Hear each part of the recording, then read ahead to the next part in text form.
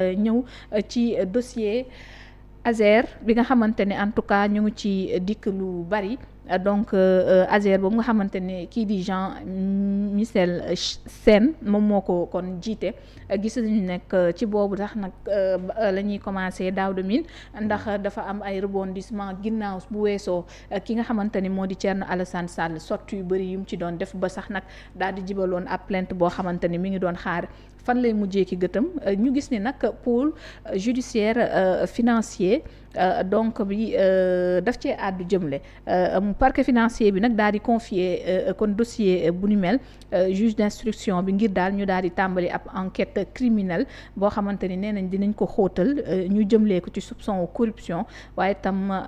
yeneen yu ci mel ne ay détournement mu jëm nag ci ñett kon plainte yu bokkul yoo xamante ni tax na ñu war a tàmbali liggéey bi lan moo waral choix boobu si ginnaaw bu ñu dikkee également ci fond problème bi nga xamante ni ñu ngi wax ci 37 milliards yi ak 1700 donc villages yu ñu doon xaar ñu électrifier ko ba tey atteindre gu ñu donc objectif bi. waaw jërëjëf Aïda comme ni nga ko waxee le parquet financier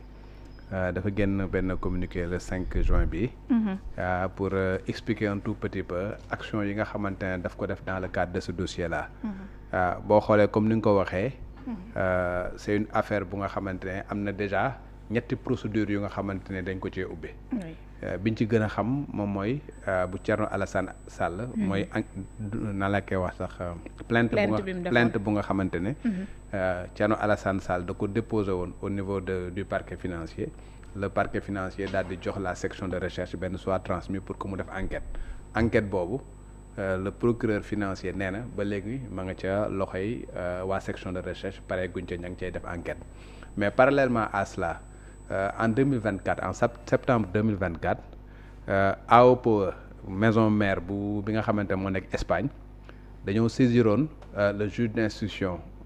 bu tribunal de grande instance bu Dakar avec constitution de partie civile ci benn plainte bu nga xamante ne ñu ngi ko jëmale woon ci AOPE Sénégal xam nga AOPE filiale la bu nga xamante mu ngi Espagne mais ñi nga xamante ne ñoom ñoo leen di représenter filiale bi nga xamante moo nekk Sénégal ñooñu lañ porté woon plainte ki nga xamante mooy administrateur bi ki nga xamante mooy projet manager bi daal di jël la société sénégalaise muy AOPE Sénégal daal di leen di viser comme étant le civilement responsable bañ defee plainte boobu juge d'instruction bi muy le doyen des juges bu tribunal de grande instance bi nga xamante moo nekk fi Dakar ba mu demee ba ci biir mu gis ne lii kat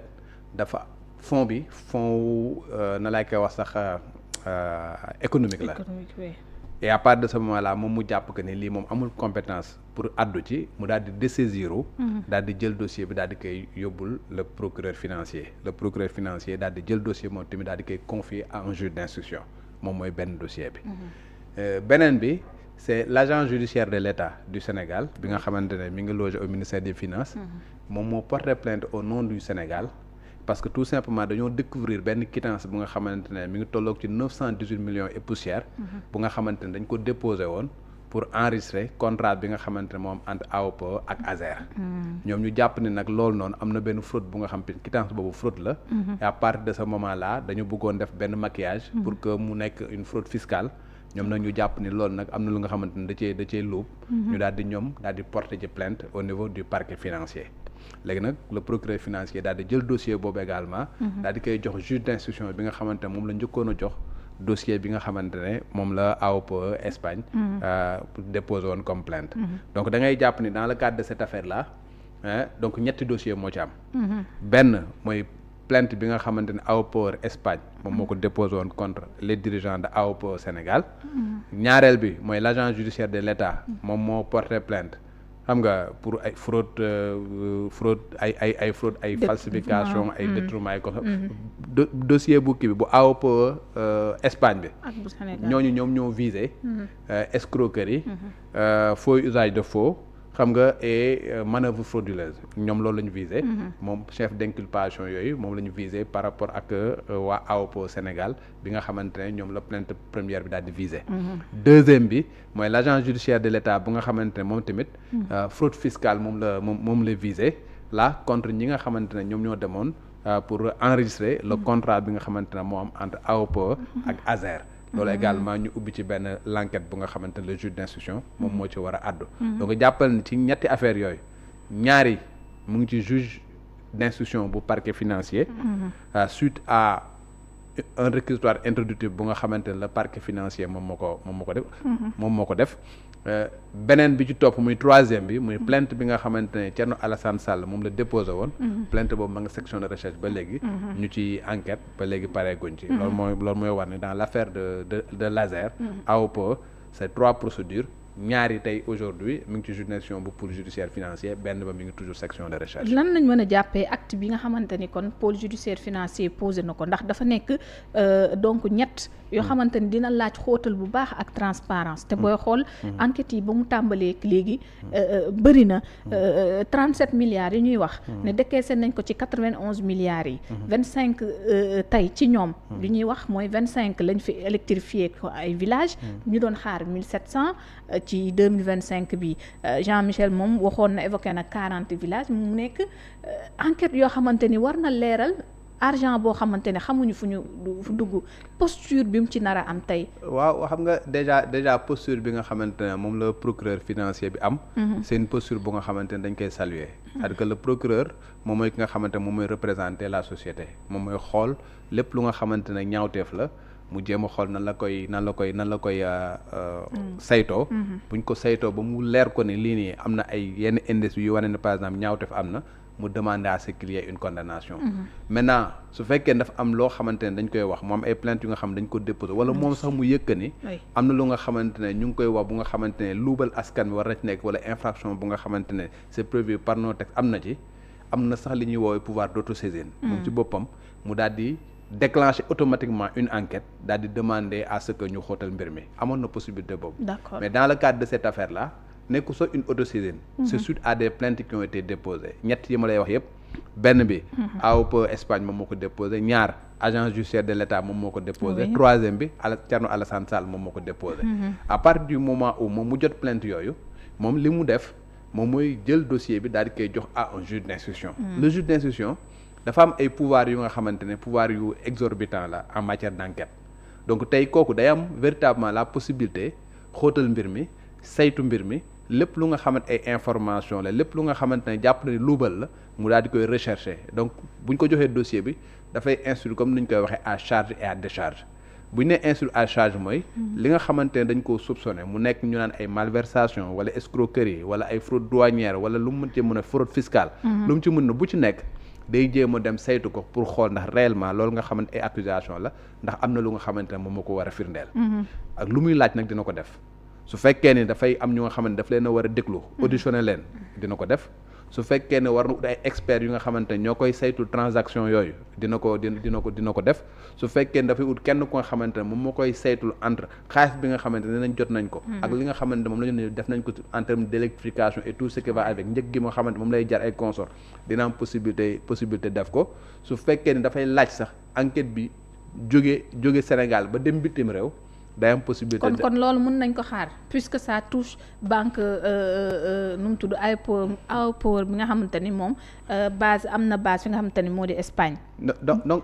gisoon nañ Thierno Alassane Sall sax defoon fa ay déplacement ngir am ay information le juge d'instruction lépp lu nga xamante ne dafay participer à la manifestation de la vérité yoon may na ko pour mu uti ko. kon mën nañu jàpp ne. donc mu nekk lu nga xamante ne Sénégal la koy wëre wala lu nga xamante ne bitim réew la koy wëre bu dee bitim réew la dans le cadre de la coopération judiciaire parce que le Sénégal a une coopération judiciaire avec d'autres pays. Voilà bu boobaa am na possibilité véritablement su fekkee ne am na lu muy saytu mu nekk Espagne mu nekk France wala mu nekk nangam ak nangam am na sax la possibilité moom si boppam au lieu sax mu déplacé wu mu saisir les juges yu nga xamante ne ñooñam yi nga xamante ñoo nekk foofu dans le cadre d'une commission rogatoire pour que ñooñu defal ko saytu bi nga xamante moom la bëgg enquête yi mu bëgg xam nga jox ko information yi nga xam moom lay soxla qui lui permettront tout simplement de continuer li nga xamante moom lay def donc jàppal que ne le parquet financier bu jëlee dossier bi jox ko juge d'instruction c'est parce que tout simplement dafa bëgg mbir mi leer mais la mbir mi bu demee ba leer ba ñu jàpp ni Massamba wala Mademba def na ci lu nga xamante ne dafa dëppawul ak yoon à partir de ce moment là le juge d'instruction day am obligation moom ci boppam daal di def benn ordonnance de renvoi ñooñu nga xamante ne dañ leen a cité ñu am ay charges suffisantes les concernant dans le cadre de ce dossier là mu renvoyer leen pour que ñu mën leen a juger conformément à la loi. loolu mooy li nga xamante ne instruction bi loolu lay wër maintenant lu demee ba ci biir gisul dara. wala voilà ñi nga xamante ne cité nañ leen amul lenn lu nga xamante ne mooy firndeel accusation yi ñuy porter à leur encontre à partir de ce moment là mu def non-lieu daal di clôturer dossier bi définitivement ñu passer à autre chose. kon mun na tàmbalee tey ci Jean-Michel mi. ba dem ci ñi nga xamante ni ñoo njëkkoon jiite kuréel gi di ASER. waaw parce que fi mu toll ñu lay wax on ne vise même pas Jean-Michel. La première plainte bi nga xamante ne moom la AOPO Espagne. daal di porter plainte visé wul Jean-Michel. ndax ñi ko représenté woon fii Sénégal. waaw mi ngi visé waa AOPO Sénégal. ki nga xamante ne mooy administrateur bi. ki nga xamante ne mooy projet manager bi. ak la société elle-même mu nekk AOPO Sénégal bi nga xamante ne c'est une société de droit sénégalais. bu nga xamante moom la ñu visé comme civilement responsable. donc ñooñu nga xamante ne ñoom ñooy ces deux dirigeants là ñoom la ñu installé dans la procédure muy benn. la deuxième plainte moom mooy bi nga xamante ne c'est na la koy wax sax. moom mooy Thierno Alassane. non deuxième bi moom mooy l'agence judiciaire de l'État. boobu également c'est un document bu nga xamante jàpp nañ c'est un document qui est falsifié. ñi nga xamante ne ñoom ñoo déposé document bi wala ñi nga xamante ne ñoom la ñu mën a identifier comme étant les gens ñoom ñoo ko falsifié ñooñu la ñuy installer dans la procédure parce que c'est un contrat bi nga xamante ne dañ ko déposé woon pour l'enregistrement d'un contrat. entre na la koy wax sax ak AOPO ak ASER foofu nag ña nga xamante ne ñoom ñoo def loolu ñoom ñoo ko déposé pour l'enregistrement et conso dañ leen di installer dans la procédure. D'accord. Voilà parce que ñoom la ñuy njortu que ni ñoom ñoo jéem a falsifier. pour dóor pour dëbbali njaa comme ni ko gars yi wax l'administration sénégalaise. pour que ñu mën a fay lu yées li nga xamante moom la ñu waroon a fay en terme de nan laa koy wax sax de taxe. xam nga affaire donc ñooñu bu ñu demee ba ci biir dans le cadre de l'enquête moom mooy déterminer ndax lii nga xamante ne gis nañ ko comme ñaawteef. diw moom moo ko def diw moom moo ko def diw moom moo ko def suñ demee ba ci biir daal di gis ne Jean-Michel dafa nekk nga xamante ne loxoom dafa laale ci mbir moomu. voilà luubal na ci wala falsifié na wala escroqué na wala nangam ak nangam. à partir de ce moment là le juge d'instruction day am possibilité moom si boppam daal di koy installer dans la procédure. boobaa da ngay dégg ñu ne Jean-Michel inculpé nañ ko dans le cadre de ces dossiers là mais jusqu'à aujourd'hui amagul. dégg nga par exemple ñu ne. pourquoi ñuy wax naan Jean-Michel dina am lu koy xaar ci lii ñu ibbi dañ ci dem bay citer sax Abass Fall mi nga xamante ni moom tam amoon na ci wàll ba defoon na li nga xamante ni moom moo di plainte par rapport ak koppar yi ñu ci doon wax. waaw loolu xam nga c'était déclaration il y a eu des accusations qui ont été formulées. Oui. waaw à l'encontre de personnes. da ngay dégg moom si boppam Jean-Michel parce que moom mooy diriger ASER fi mu toll nii. exactement voilà moom mooy le directeur de l'ASER. moom la ñuy wax ne les 37 milliards yi nga xamante ne moom moo waroon a permettre l'électrification moom mooy ki nga xam ne moom moo koy exécuter consort. dans le cadre d'une procédure comme ça waa jàppal ni dinañ ko déglu. dans un premier temps peut-être bu ñu koy déglu dañ koy déglu en qualité de témoin pour xool réellement exactement lan moo ci am lan moo ci dëgg et consort. boobaa moom également il va essayer de donner des informations au juge bi nga xamante moom moo yor dossier bi. pour lui permettre véritablement moo xam exactement lan moo xew. maintenant nag juge bi bu demee ba ci biir daal di gis ne Jean-Michel bi nga xamante déglu na ko comme témoin. dem na ba ci biir mu am ay éléments yu nga xamante moom mu koy chargé dans le dossier. boobaa Jean-Michel dootul nekkati témoin mais day dem. voilà nekk koo xamante dañ ko inculpé installé ko dans la procédure mais foofu yegguñ fa tey y a des gens qui ont été cités mais ces gens là c'est pas parce que cité nañ leen que dañ leen di jël rek ñu installé dans la procédure c'est l'enquête qui va déterminer ndax réellement seen loxo laale na ci ndax am nañ ay éléments yu nga xamante ne moom mooy firndeel que ne seen loxo mi ngi ci suñ demee ba am loolu nag dañ leen di effectivement installé dans la procédure et à partir de ce moment là le juge mën na voilà auditionner leen inculper leen def lu nga xamante ne moom la jàpp ni moom mooy yellool mandat de dépôt contrôle judiciaire wala bracelet électronique. su demee ba ci cëppaandaw am ay charges suffisantes. ñëpp ñu nga xamante ne jàpp nañ ni voilà war nañ leen teg yoon mu jël dossier bi daal di koy yóbbu ci juridiction de jugement bi ñooñu doog a juger. voilà et à partir de ce moment là ku def ñu ne def nga. ku deful également ñu mën la bàyyi nga delluwaat si. waaw parce que kii nga xamante ne moo di Thierno Alassane suñu fàttalikoo contre X la defoon. plainte am bi waaw parce que bu defee plainte contre X dara leeru ko kan moo def. d'accord xam nga. d'accord moo tax cité wul benn tur ci biir parce plainte que boo cité nit koo xamante ne yow yaa ngi na ko yow yaa def sàngam te amul ay preuve yi mën a wëlbatu compte yow pour dénonciation calomnieuse. c'est vrai waaw léegi nag boo defee x mooy leeru la ni diw moom moo def. mais jàpp nga ne am na luubal bu nga xamante daf ciy am. léegi nag luubal boobu bu amee le juge d'instruction moom. rôle moom mooy dem identifier kan mooy x. su demee ba identifier ba gis ni waaw luubal de gis nañ ne am na. mais bi mu demee luubal bi ñu ngi ko mën a imputer Daouda Mine mais même bu fekkee ne cité wuñu ko woon au départ bu ñu demee ba identifier Daouda Mine. Daouda Mine boobu dañ koy jël ñu installé ko dans la procédure comme étant ki nga xamante ne moom moo luubal xaalis bi nga xamante ne. dañ koo décaissé woon. pour véritablement mu servir à l'électrification rurale. boobaa nag x muy personne.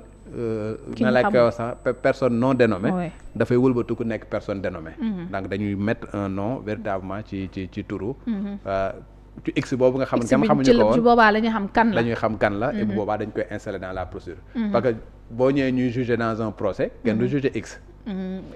boobaa day fekk enquête bi am na lu mu dem na joxe bañ identifier kan mooy x. kan mooy ki nga xamante ne moom moo luubal te xamuñu ko woon. buñ demee buñ ko identifier ñëw na ak ki luubal Daouda Mine la. boobaa bu ñuy renvoyer en jugement kenn du renvoyer x Daouda Mine la ñuy renvoyer pour que ñu juger ko. te bu amee ay daan yu nga xamante nañ koy teg ci kaw Daouda Mine lañ koy teg su waree dem kaso Daouda Mine moom mooy dem kaso mais x mënul dem kaso.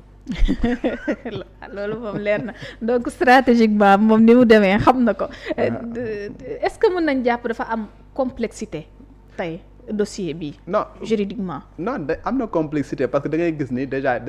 ñetti plainte am na pour une même affaire déjà gis nga ne ñetti affaire la pour une même affaire yaa ngi dégg ñu ne x parce que identifié wuñu ñi nga xamante ne véritablement ñoom ñoo ko laal donc li ñu mën a jàpp mooy am na benn affaire bu nga xamante ne lëndëm na ci li nga mën jàpp mooy soupçonné nañ que ni am na ay yu nga xamante ne yu leerul mu ngi ci biir parce que li tax ñu ne soupçonné nañ am na lu leerul mooy maison mère bi nga xam moo dekk sa xaalis bi dem na ba ci biir am na lu ko lënt ba loolu poussé ko mu porter ji plainte ñi nga xamante ñooy agent judiciaire de l'État nga xamante moom mooy représenter les intérêts de l'État du Sénégal dem na ba ci biir moom ci boppam mu porter plainte dans le cadre de cette affaire là parce que gis na ni benn chèque bu nga xamante ne déposé nañ ko pour enrichir le contrat bi jàpp na ni voilà am na benn genre soupçon de fraude bu nga xamante am na ci biir Thierno Alassane Sall bi nga xam ne c'est un acteur qui suit un acteur politique un député bu nga xam ne ngi suit cette affaire là depuis et il a été ministre bi nga xamante mooy gérer ces questions là dem na ba ci biir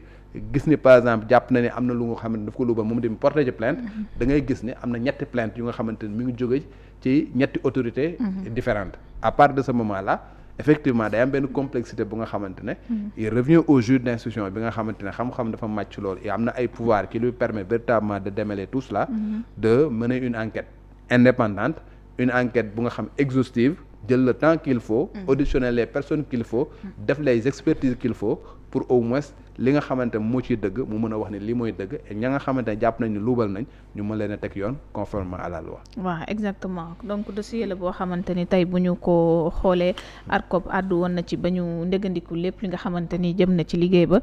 loolu aussi ñu mën koo fàttali sànq sax ñu ngi gis également journaliste bi di Bachir Fofana ak mbooleem ñi nga xamante ni jot nañoo àddu si dossier bi ñu ngi woon di ci présentation livre bi moom nag mu jàpp ni yor na ay éléments yoo xam buñ ca sukkandikoo dinañ xam luubal bi ana lan moo ci ne ak yenn ci ay documents confidentiels yoo xamante ne am na ko en tout cas mu nekk selon lui benn posture bu mu am en tant que journaliste ak yenn information yu mu am pour manifestation vérité bi. waaw Bachir man je le connais c'est un journaliste que je connais depuis très longtemps xamante nañ bu yàgg avant même que muy nekk journaliste d'ailleurs lañ xamante avant même sax man may nekk journaliste donc xamante nañ bu yàgg. D'accord. Depuis le lycée Abdoulaye Sadji on se connaît. Donc c'est mon jeune frère nga xamante ne xam nañ ko également ci engagement am et xam nañ ko également ci xarañteefam en tant que journaliste. Voilà mu nekk ko xamante ne il a cette capacité d'aller chercher des informations et de trouver des informations loolu lañ ko xamal. Maintenant dans le cadre de cette affaire su fekkee ne am na ay éléments yu nga xamante ne véritablement moom mooy participer à la manifestation de la vérité. Bon en dehors du fait que peut-être bind na benn livre pour éclairer un certain nombre de choses en tant que citoyen xam nga. mën na jël éléments yi nga xamante ne daf koo am mu yóbbul ko. Véritablement le pôle judiciaire financier le juge d'instruction bi nga xam moom moo yor dossier bi. Parce que une chose est véritablement de dénoncer une chose est de donner des informations au public une autre chose est d'apporter des preuves xam nga de li nga xamante ne moom la ñu jàpp ni luubal la pour que ñi nga xamante ne dañoo def naka suru noonu jël xaalisu askan bi def ko fu nga xamante ne waruñu ko faa def ñu mën leen a teg yoon avec des preuves yu nga xamante ne du ñu am benn échappatoire donc tey vraiment su fekkee ne am na ay preuves am na ay éléments yu nga xamante ne mën na ko mettre à la disposition de la justice en tant que citoyen wax dëgg yàlla mën na ko leen ko jébbal ba ki nga xamante ne mooy juge d'instruction bi nga xam moo yor dossier bi également su demee ba gis ni kii kat bind na livre te xaj na am na lu nga xamante xam na ko ci dossier bi war na ko mën a convoquer daal di koy entendre comme témoin pour que véritablement lépp lu nga xamante ne am na élément qui lui permettra moom juge d'instruction bi xam nga de d'éclairer sa lanterne voilà de prendre une décision bi nga xamante ne mooy décision bi nga xamante ne mooy dëppoo ak li nga xam mooy dëgg bu boobaa mu mën koo def donc